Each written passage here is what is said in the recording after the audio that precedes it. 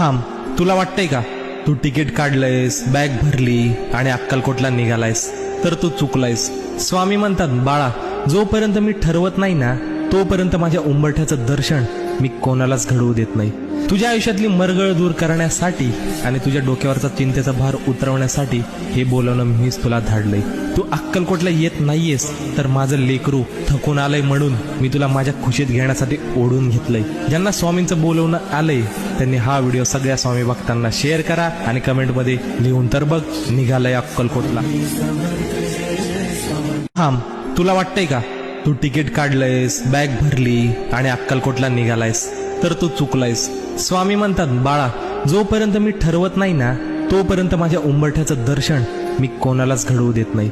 तुझ्या आयुष्यातली मरगळ दूर करण्यासाठी आणि तुझ्या डोक्यावरचा चिंतेचा भार उतरवण्यासाठी हे बोलवणं मीच तुला धाडलंय.